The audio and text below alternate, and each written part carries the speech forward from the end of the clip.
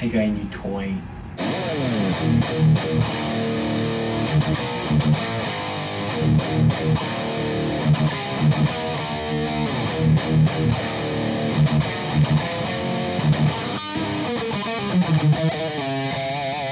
So this is a 1994 Gibson SG All-American 1. I have a weird name. In 1997, I believe, they renamed this the SGX. I'm just going to call it the SG1 for the rest of the video because it's, it's got one pickup, so kind of makes sense there. I saw this guitar at Guitar Center when I was returning a bass I had gotten, which unfortunately didn't work out. And I've never owned a guitar with a single pickup before. I've always just, wanted a neck pickup because I always play cleans on it, play leads on it a lot. But something about the look of this guitar just told me riffs. So I seen it online, and I knew that this one was near me, at a Guitar Center near me, so I figured I might as well go to it and try it out while I'm returning the bass. And plugged into it, tried it out, and just fell in love with it immediately. It has a very similar neck shape to my 80s Explorer, which I think is maybe like a really soft V, rounded D maybe, I'm not sure, don't quote me. But what intrigued me really interestingly too was that this pickup, this 500T, is a lot hotter than I expected from a Gibson pickup that's not branded as a Dirty Finger. And what's interesting too is it has a coil tap capability. And I don't know the difference between coil tap and coil splitting. I read somewhere online Gibson mainly does coil tapping, so that's what I'm going to call for the rest of the video as well.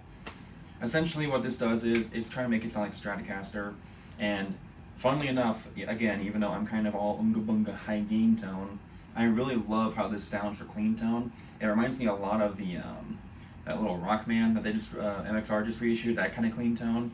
It just has that very 80s kind of clean that I can really have a lot of fun with.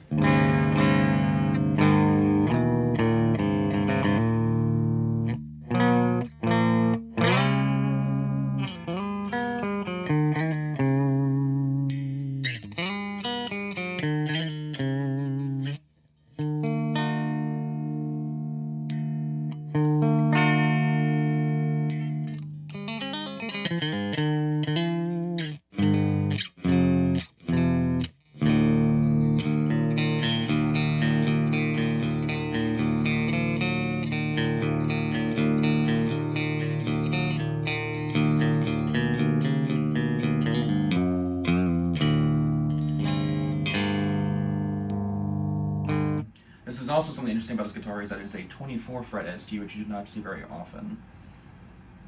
And I really just like how it plays a lot. It plays phenomenally, even when it was, neglected quite heavily from Guitar Center.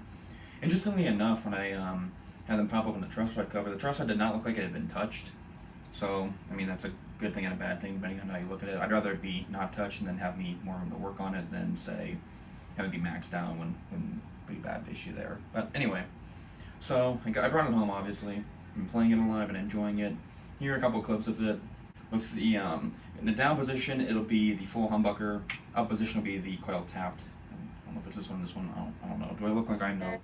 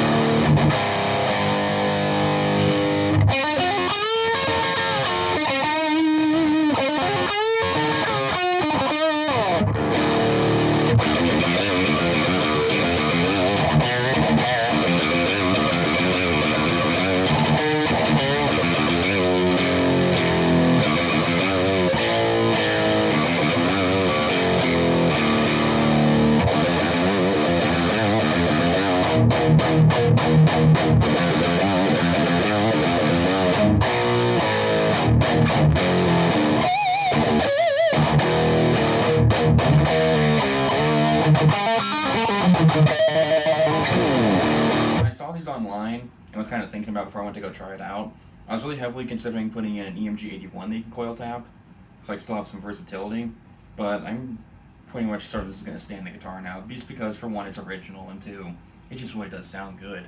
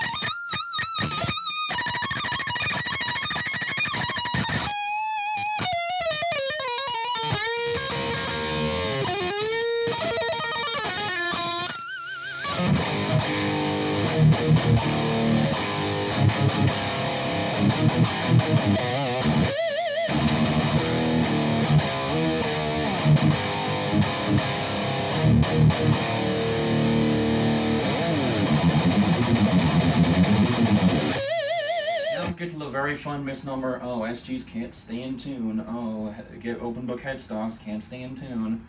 Roll the clip.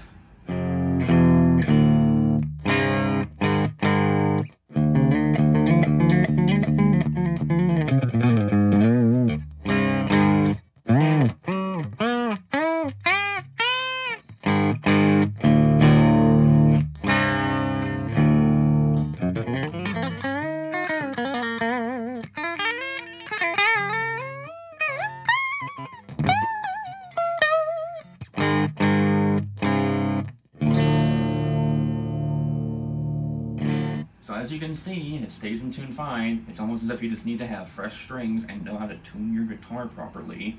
But if you've done those two things, and you're still having issues, here's a little tip. Just put some graphite from a pencil in the slots. I haven't even done that with this guitar yet, as it kind of shows how good that the nut on this guitar is. So no issues there. And stays in tune just fine. It sounds just fine like it is.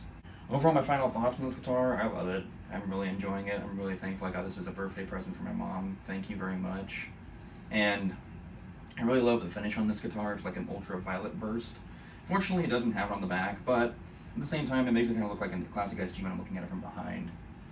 And if you can find one for under $1,000, that's about what this one was. It's about $800, $900, depending. I'd recommend getting it. This is a USA-made guitar that's not considered vintage.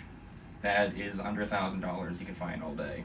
They're probably going to be beat up because, people just kind of use and abuse these things, but, it might be a good project guitar, or if you find one in good condition, it's a great single pickup guitar of 24 frets that you can really play anything on. This one, again, though, just wants to play one thing and one thing only, and that's riffs.